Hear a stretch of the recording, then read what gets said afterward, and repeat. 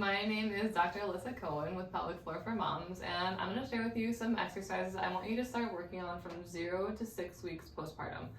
A lot of times people aren't coming in for pelvic floor PT until 6 weeks postpartum, until they've had that follow-up with their doctor. Now, you're welcome to come in before that for sure for more instruction, or if you're having other specific concerns and pain and things like that, but sometimes it's hard to get out of the house too. So if you can start some stuff for your pelvic floor and core and things like that from the rehab side as soon as you can postpartum, you're going to be much better off long term and be feeling much more like yourself faster. So I'm going to kind of walk you through a progression that I did postpartum with my second pregnancy that really felt like it helped speed the healing process along. Now granted, instruction from a professional is always going to be helpful to make sure that you're doing the exercises correctly and with some, hands-on and things like that. But this is a good place to start.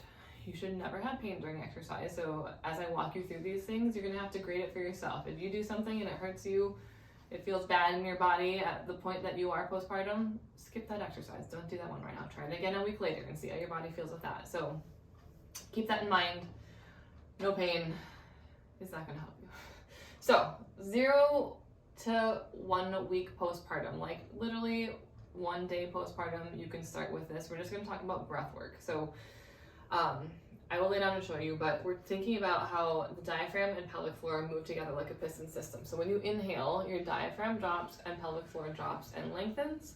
When you exhale, diaphragm comes back up and pelvic floor comes back to neutral, or we would contract and we could lift pelvic floor at that point as well. Reasons that we want to do this, that rhythmic work of both those muscle groups together is going to help get some of the swelling out of the area. It acts kind of like a sump pump. It helps you tune into those pelvic floor muscles a little bit better since they were stretched and maybe some tearing and definitely some inflammation. And so it's going to help those guys turn back on a little bit faster, which are going to help to support your body in upright positions, because the reality is we have to carry our babies and do things like that. So we're using these muscles every day from day one. So diaphragmatic breathing. You want to think about rib cage and your pelvic floor.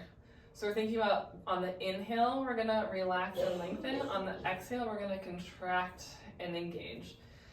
I have sometimes people put their hands around their rib cage. I want you to think about 360 rib cage expansion as you do that inhale. So first I'll talk about the inhale, then we'll talk about the exhale and pair them together. So on the inhale, you're thinking ribs go up and out like a bucket handle on the inhale, down and out on the exhale. I want you to think about filling into the floor and getting some nice belly and rib cage expansion at the same time. So expand belly, expand ribs, breathe down into the pelvic floor and let it lengthen. And then we exhale. We inhale, expand belly, expand ribs, expand pelvic floor. Exhale, just let it relax. So, you can do 10 breaths like that. Again, bringing that attention to your pelvic floor. Let it lengthen as you inhale. On the exhale, we're going to think about engaging. So, exhale, we're thinking about you've already expanded and getting all that air in there. On the exhale, you're going to think about squeezing the air out like a tube of toothpaste from the bottom up. So you're going to start by engaging and squeezing your pelvic floor like a Kegel. You can think about trying to squeeze around a tampon and lift it towards your head. You're going to think about pulling those hip bones together, and then you can move it on up to those upper abs. So on that exhale, pelvic floor, low ab, upper abs. Inhale. Exhale, pelvic floor, low ab, upper abs. Okay, and so then you're just pairing it together. So on the inhale, you get that nice expansion. Let everything go. Exhale. Squeeze from the bottom up. So you can do 10 of these breaths while laying on the floor. You could, sometimes when I was nursing and things like that, inside lying, you can practice there. So you do the same thing. So on the inhale, you're going to really let your belly drop and expand, let that pelvic floor lengthen, and then exhale, squeeze up and in from that bottom up, and do 10 breaths there. Even on laying on your belly is nice because you'll kind of get some nice feedback from the ground, and you kind of breathe into that, and so you can practice it there. I'll show you a few more variations. You can also just do it in hands and knees. It gives you a different little feedback there. So inhale, lengthen. Exhale, squeeze from the bottom up. So those are some nice variations to work on from that 0 to 1 week postpartum. Super gentle, finding those muscles. Practice it while you're breastfeeding, like whenever, wherever you might think of it. So you can just incorporate it. So if that starts to feel good, then I'm going to tell you 1 to 2 weeks postpartum, but I think I even started these, a couple days postpartum, but we're taking that breath and now we're going to incorporate it to a bunch of different sort of strengthening exercises, gentle strengthening exercises. So we're always using that exhale to help us stabilize, and then inhale, we're relaxing. Exhale, contract and stabilize, inhale, lengthen.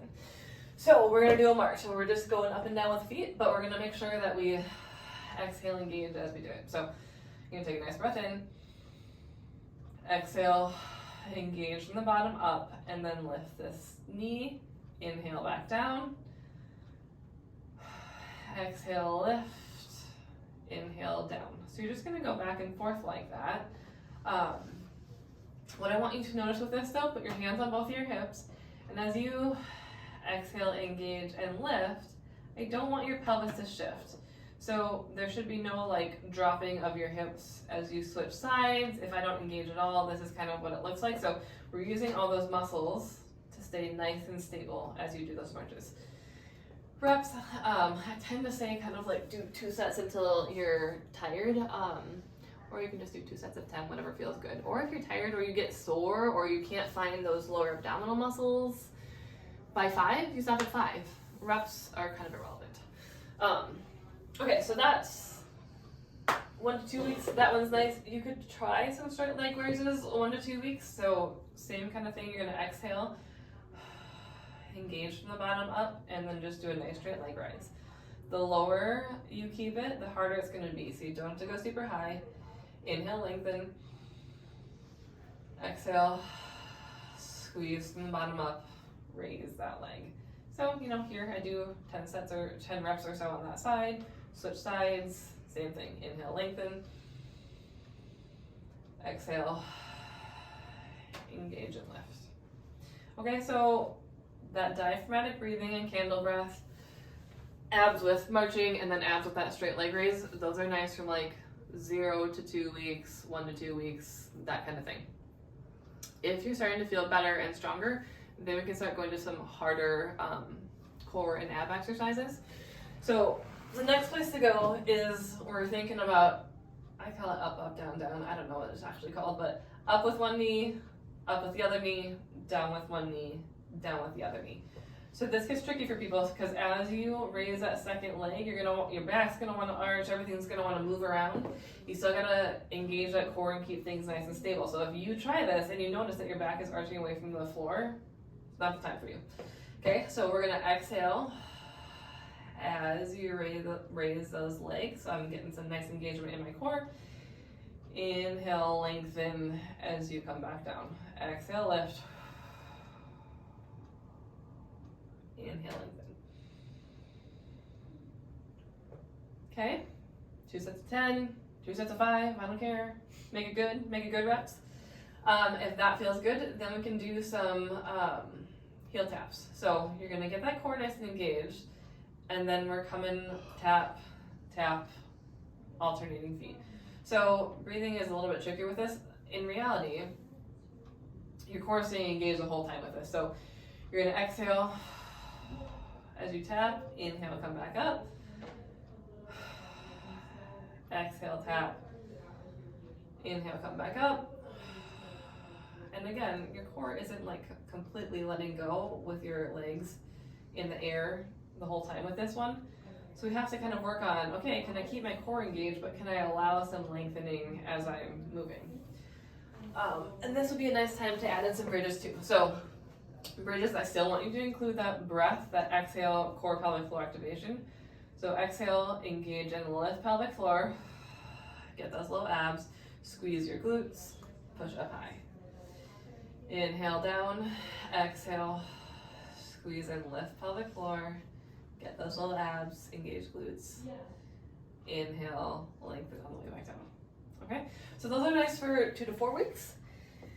Again, if things are feeling good, 4 to 6 weeks, we can do a little bit more challenging stuff. So I'm gonna grab a band.